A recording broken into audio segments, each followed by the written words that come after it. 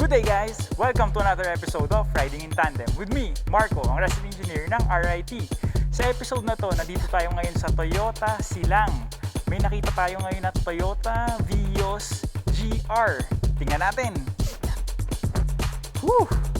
Yung headlights niya, full LED with daytime running lights. Fog lamps niya, LED, meron ding front sensors. Yung body kit niya, wrap around. Yung chin niya, eto, ganda.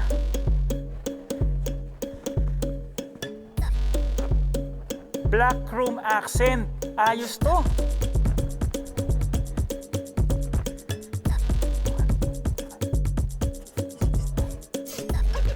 Tire size niya, 195/50/16.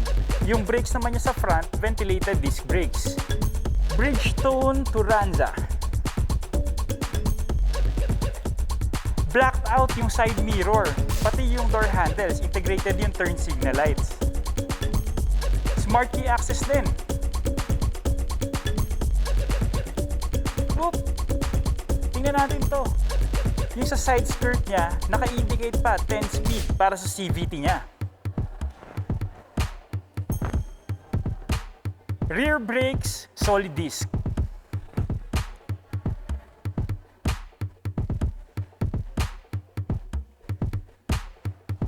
Black na ducktail. Meron siyang rear camera, rear parking sensors. Ang ganda rin nung likod niya na body kit, diffuser design. Check naman natin ngayon yung loob.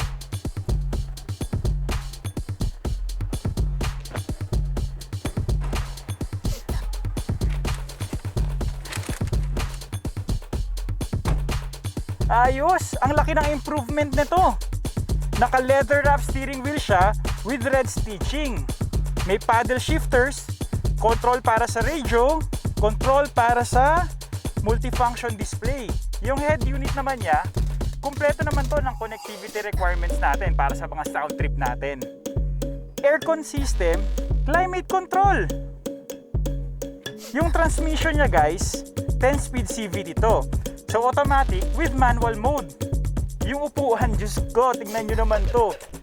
Leather seat siya with perforated na Alcantara finish sa gitna. Headrest, tingnan nyo, GR. Nice! Tingnan natin yung likod.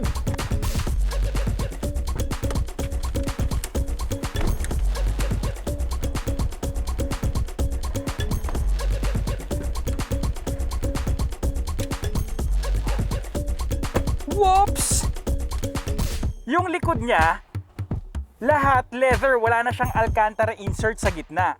Tatlo rin yung seatbelt niya with ISOFIX points. Yung door cladding natin, meron din siyang leather insert with red stitching. Terno-terno, simula unahan hanggang likod. Sana sa susunod matest drive naman natin to.